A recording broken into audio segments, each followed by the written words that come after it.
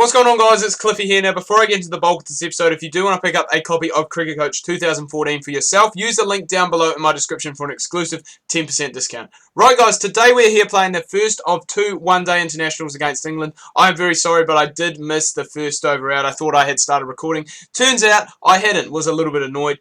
We did pick up Cook in that last ball from Southie. And today basically is, I guess, a little bit of, I wouldn't say a change, but it is the start of a little bit of a new beginning. And that is due to the fact that obviously the World T20 has been, since then we haven't really played too much cricket, and things, have changed a little bit. There aren't really too many new faces in the side, but quite a few players have retired and I guess haven't really been considered for selection anymore. The likes of obviously Brendan McCullum has retired. Ross Taylor is still in the squad, but isn't really being selected. He really has been pushed out, I guess, by other players. And because of that, it does give younger guys a bit of a chance to go. Ish Sodhi, I must say, he's not playing today. He has just played in the test matches against Zimbabwe for me. Was absolutely outstanding. Had an incredible series over in Zimbabwe. Was basically picking up 4 or 5 wicket hauls every game. So hopefully he can continue to do that for me on video as well, rather than just as is. So we really need to go and try and race through this. Get through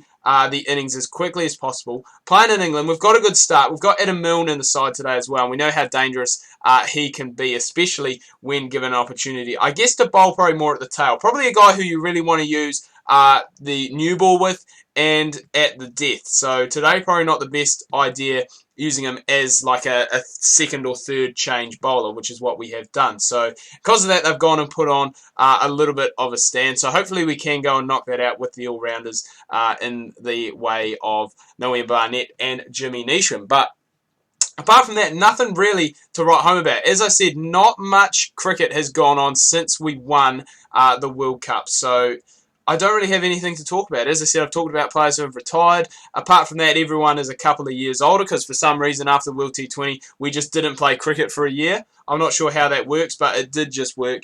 And we really need to go and just try and break this partnership because that is what really is keeping us down and out at the moment. Chris Woakes batting at 6. Personally, I think that's a little bit high for him, but he has come in. He is doing a job, so we really need to do that. We need Noah Barnett to do what he normally does, do his job, and that is not to go for runs. And he has gone for plenty of runs today, so we're going to bring him off.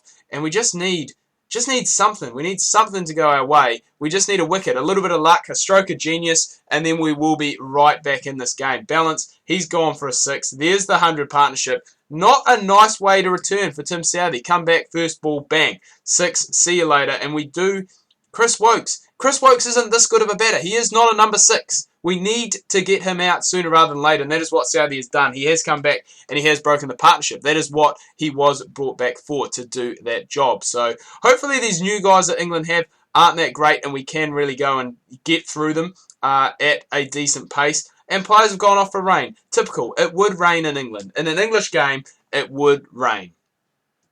Always the case. Neesham's done his job today. He hasn't really picked up any wickets for us, but he has gone pretty economical, gone for under 5s, and it is really hard. I mean, sometimes when we have all these bowling options, which we do have, and the method I am going with at the moment really is to play a wicketkeeper at 5 and have 2 all-rounders batting at 6 and 7.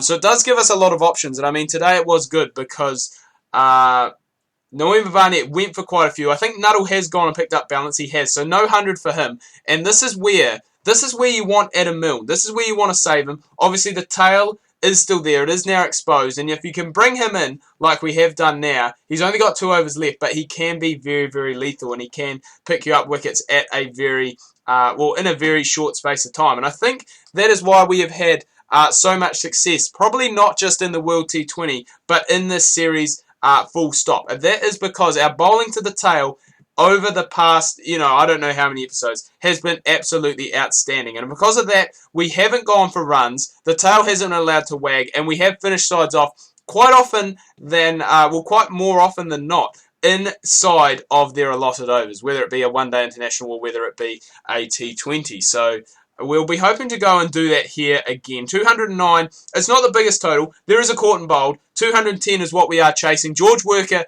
and Rutherford opening up today. Guptill has been batting at 3 for me. He batted at 3 in the Test series for me and was very, very good. So I'm hoping he can continue on that form here today. It also gives us an opportunity to see George Worker, because George Worker is one of those guys, came in midway through the World T20 and really did a job for us, really did help us out. We were opening with Guptill and Williamson. It allowed us to slide Williamson down the order to number 3, which is where I like him. I think, in T20s, it is very, very hard to, establish, I guess, where a guy should bat. I think Williamson, just because of the way he does play, I think, in real life, he is a very good opener because he can go, and he complements Martin Guptill very well. Obviously, Guptill's one of those guys who's going to go out there, he's going to be the aggressor, he's going to score your runs quickly. Whereas Williamson's the guy who, he's more going to look to anchor the innings, hang around, score a 60 or a 70 and let the guys around him obviously do the big striking. He does that very well in one-day internationals, and that's why he has become such a successful player, not just in Test cricket, but in all formats of the game, because how he has adapted, his game. So hopefully he can go and do that here today. He has picked up his run rate a little bit. Guptill's has slid down, but he has gone and past 50. 45th time, I think, Guptill has gone and past 50 in his one-day international career, so that's good. It shows how long he has been playing in this game as well. 50 partnership. These two, have had a lot of those as well.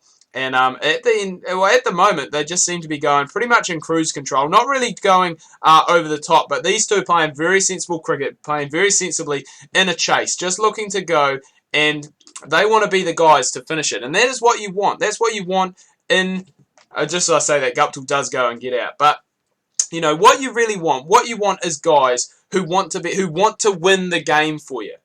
You want players who want to be there at the end, who want to hit the winning runs, who want to take the team home. And I think, as a batsman, and possibly as a bowler, winning, I don't want to just single out batsmen, but as a bowler, when you're bowling in a tight situation and you can manage to get your team over the line, like say a team needs 6 off the last over, you only go for 4. You've obviously gone and done your job. You want to be there. You want to be that guy that has the pressure, has the ball in that final over, who can go and obviously win or lose the game for the side. But Kane Williamson has done basically what we've wanted in this game, and that is to play the anchor innings. And because of that, we have won by 7 wickets with basically 5 overs left to go. 4.5 overs. We'll call it 5 just to keep things pretty even. But at the end of the day, pretty good game. Everyone obviously chipping in. That big partnership between Williamson and Guptill really did help us out. The opening issue still a little bit, up in the air, and there are a few players that can come around. We do have a pretty busy schedule. We've got England in Test, we've got a tour match